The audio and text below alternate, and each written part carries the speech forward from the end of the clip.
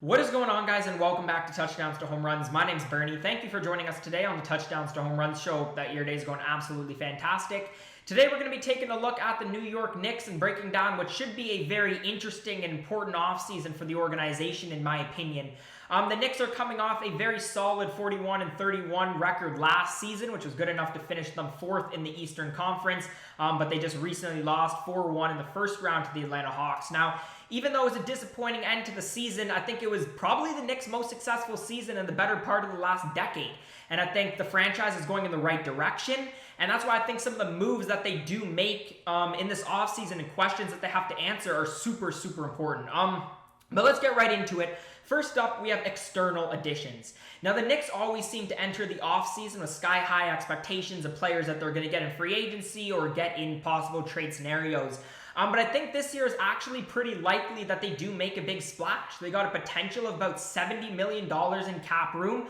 You got a number of draft picks. You got a number of good young prospects and talented players that would look pretty good in a trade package to another team. And I think they could actually make a big move this year. With the Wizards already being eliminated from the first round of the playoffs and the Clippers, Trailblazers both behind in the series, guys like Bradley Beal, Damian Lillard, Kawhi Leonard might end up becoming available either in free agency or a trade scenario. I think for the Knicks, though, I just want to see them make some sort of effort. You know, some of the attempts that they made at moves in previous off seasons I haven't been too happy with. Go out, put it all on the table, really make a good attempt at getting these guys. Because at the end of the day, it's just a win or who cares scenario. Either you don't get the guys, but I also think on the flip side of that, the Knicks are in a really good position with their core where if you do get one of these really talented players, all of a sudden I think you're in contention to win the Eastern Conference next year or at least be somewhat close and make a push for it. When the Knicks are looking, though, at how they're going to be structuring the roster, I think you got one really big question, and it's the question that's everybody's asking, really. Is Julius Randle the guy? Now, I don't even have the answer to that. I wouldn't even know where to start because Randle had a terrific offseason a terrific regular season as we'll break down in just a second, but he struggled in the playoffs. But then on the flip side of that, he's only 26, so he's got the age factor and could be a lot of value moving forward for the Knicks.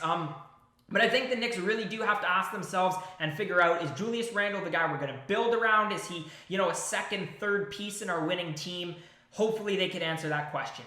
Next up, we have internal free agents. So not only should the Knicks be going for, some of these big guys, from these other teams, but the Knicks do have a lot of guys who had pretty good production this year for the role players in the Knicks roster that are going to be free agents come this offseason. Starting with Julius Randle, he's not a free agent for the 2021-22 season, but he does only have a partially guaranteed contract for this year. And, he had a ton of production, as we were mentioning before. He provides a big leadership factor for this Knicks team, and it might be in the Knicks' best interest to bring him back for the long term. He averaged about 24 points per game, 10 rebounds, 6 assists last year. But the big thing here is after next season, if you don't sign him long-term, he would be available for a max extension. So if you do sign him long-term in this offseason, you might be saving around $100 million in your total contract, which is definitely something the Knicks could use in terms of cap space.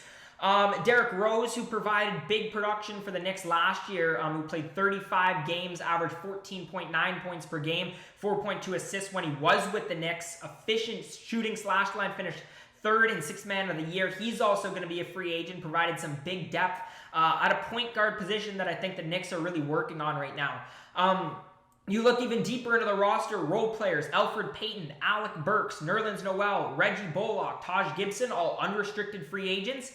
Frank Ntilikina, Theo Pinson, Jared Harper, all restricted free agents, while Mitchell Robinson has a team option. So a lot of different contract situations that the Knicks have to figure out, even though they do have about $70 million in potential cap space. So a lot of things that they got to figure out there.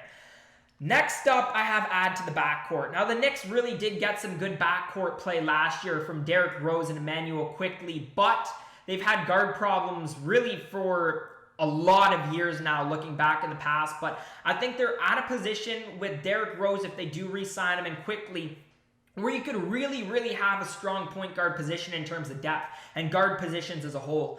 Again, even though Derrick Rose quickly had some solid play for the Knicks, they ranked 22nd in offensive rating and 29th in assist percentage. And I think, these are some stats that some free agents can fix, and there are quite a bit of options in terms of free agent point guards. Chris Paul is a guy who we found out today might be becoming available. He's going to decline his big option because he wants a bigger and longer term contract, which is not really surprising. But I think Lowry is going to become available after a sign and trade with the Raptors. A guy like Dennis Schroeder had big production this year for the Lakers. All guys that I think are genuinely available, in trade or free agency markets. I think overall the Knicks just need somebody at the point guard position a little bit better than Derrick Rose, and don't hate me for that in the comments, but I think you need a veteran player like Derrick Rose. You just need more production, and you need somebody who facilitates the ball a little bit better. Last up, fourth and final point, make a good call on draft night. Come draft night, the Knicks have, they're going to be big players. They got 4 draft picks. They picked 19, 21, 32, and 58 as of now. And actually, surprisingly, the Knicks have been a pretty good drafting team as of late. Quickly at 25, they got last year. Robinson at 36 in 2018. So the Knicks know how to scout. They've done a pretty good job with it, and they've been able to build their team through the draft. I think the Knicks do need a future star. I think you need that guy where you look in the future and, you're like, that guy is who's going to be leading us in the future, because it's still up in the air for the Knicks. But I also don't think the Knicks need 4 rookies on their team next year. So that being said, I think the Knicks got 2 options. First, you trade both the first round picks, you move up in the draft. You try to sneak in right to that top 10 sort of area. I don't think you need to be anywhere close to the top 5, but I think if you're 10 to 15, you're pretty happy if you're the Knicks. The other option, you trade 1, see what you can get in terms of value with a second first rounder. Maybe you trade 21 in that 32nd pick. See if you can get maybe another backup guard. I think would be really beneficial for the Knicks. But if you do stay in the draft, again, you need somebody who provides you both instant offense, and you need probably a guy who plays either a guard or wing position.